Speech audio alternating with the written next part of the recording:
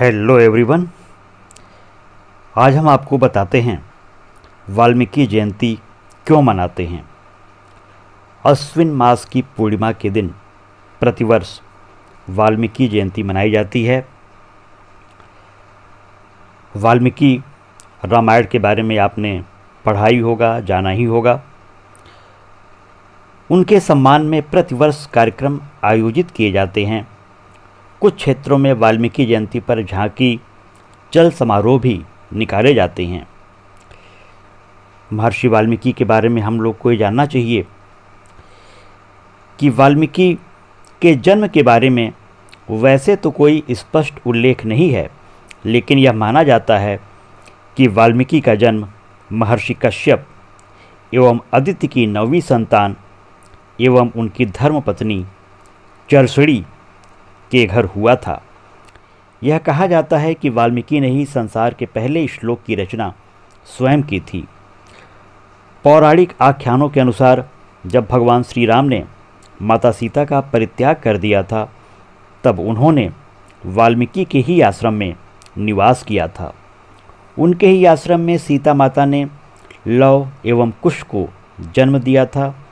सीता माता के वन देवी कहे जाने के पीछे एक कारण यह भी है कि जहाँ तक वाल्मीकि के नामकरण की बात है, उनके नाम को लेकर एक जनश्रुति प्रचलित है।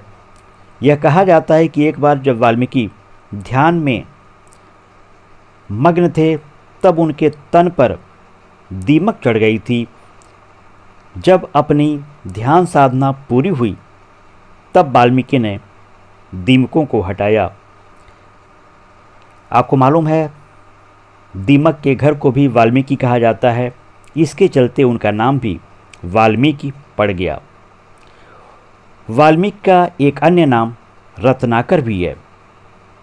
ये आपको जानना चाहिए कि वाल्मीकि का जो दूसरा नाम है वो रत्नाकर है। माना जाता है कि महर्षि भृगु वाल्मीकि के भाई थे। महर्षि वाल्मीकि कड़ी तपस्या करते थे और ईश्वर की लगातार साधना करते थे।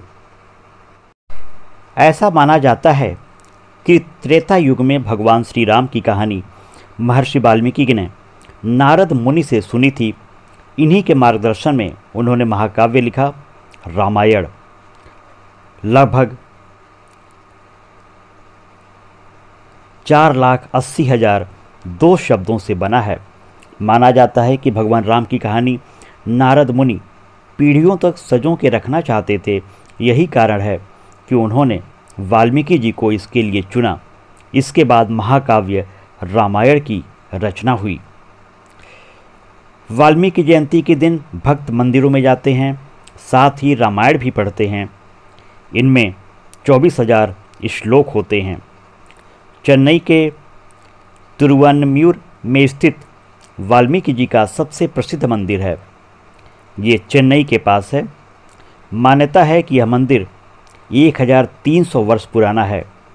कहा तो यह भी जाता है कि देवी सीता को महर्षि वाल्मीकि ने शरण दी थी। उन्होंने ही भगवान राम और देवी सीता के पुत्र लव और कुश को रामायण भी सिखाई थी। महर्षि वाल्मीकि का असली नाम रत्नाकर था। ऐसा माना जाता है कि वे पहले दस्यु थे। इनका नाम आगे चलकर वाल्मीकि पड़ा, जिसके बारे में मैंने आपको पहले ही बता दिया कि दीमक के घर को भी वाल्मीकि कहते हैं। महर्षि वाल्मीकि ने भारत के लिए सांस्कृतिक रूप से रामायण की रचना करके एक महान कार्य किया और प्रत्येक भारतवासी को गर्व के क्षण दिए। और एक सफल इंसान कैसे बना जा सकता है, रामायण की रचना करके सिद्ध कर दिया। जय वाल्मीकि।